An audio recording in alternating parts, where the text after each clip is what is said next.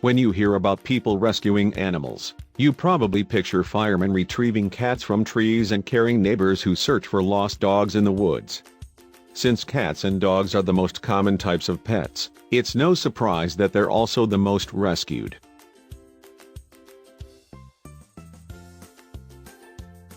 Yet we shouldn't forget all the other animals that often need assistance, and the people who help them. Horses, which are prone to abuse and cruelty, are no exception. That's why Victoria Goss has spent decades dedicated to helping at-risk horses, and what she does is unlike anything you've ever seen.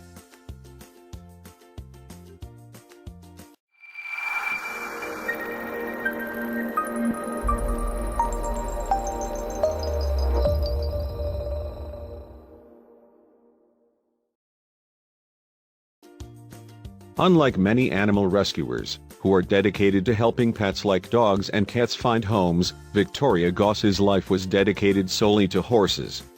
But it was what she accomplished in the past 40 years that defied all odds. In 1975, Victoria founded Last Chance Corral in Athens, Ohio. While there were animal rescue organizations all over the world, none were quite like this one. From day one, Victoria's mission for Last Chance Corral was unlike any other place. That was because Victoria was determined to fight for horses threatened by the racing industry. When a nurse mare gives birth, it's for the sole purpose of breeding a racehorse. If those foals don't become race horses, they are neglected, abused, or left to die. Victoria had always been passionate about her work, but her journey really began when she was just 12 years old. Some might say it was a very young age to take on such a big responsibility, but Victoria always knew she wanted to help horses. In a turning point she'd never forget, young Victoria used her own hard-earned money to take in a horse in need, saving it from the brink of death. It really stuck with me, Victoria recalled. I took in this horse, I paid $50 for it, which is what I had in my bank account. Victoria realized that she couldn't stop with just one horse. I fattened him up, got him back where he was healthy, and sold him to a neighbor for $100. And I put that money in a coffee can for the next horse that needed help, she said. Luckily for the horses that she cared for, Victoria's determination only became stronger each day, even if she had to make sacrifices to continue her mission.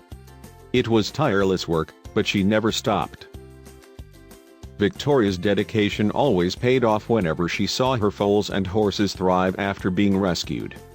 They could finally recuperate in peace and hopefully find a loving forever home once they became stronger.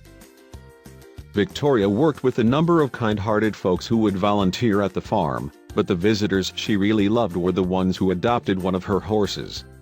Here, a lucky mare named Daisy posed with her new owner. Last Chance Corral would rescue and rehome between 150 and 200 nurse mare foals each year.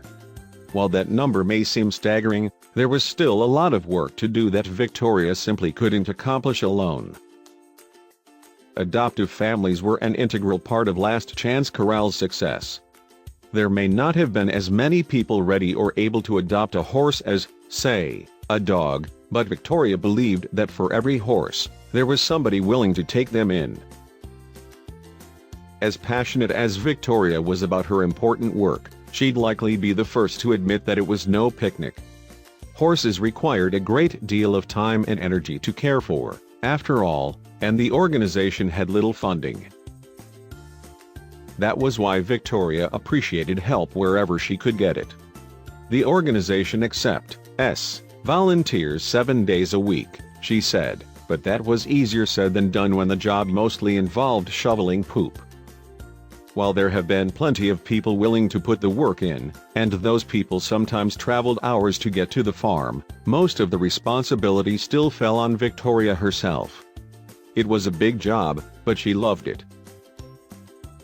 Luckily, Victoria's tireless efforts did not go unnoticed. For example, in 2001, she received an award from the American Veterinary Medical Association for her efforts in promoting animal welfare. Over the years, Victoria found ways to keep her life with the horses from becoming too hectic. "Being old, I need a little rest once in a while," she explained.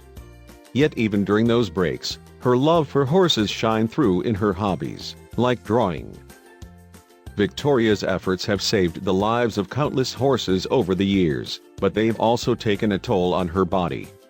With age, her work has only become more difficult. Still, she kept doing it. Her passion simply wouldn't let her rest. As much as she loved them, Victoria didn't keep every horse that stayed at the corral with her. Nothing seemed to give her more satisfaction than when they were adopted by other horse lovers. Perhaps the most important thing to remember about the Last Chance Corral is that it wasn't just a place for people to adopt horses. Victoria was literally saving lives, and it was that legacy she'd leave behind long after she was gone.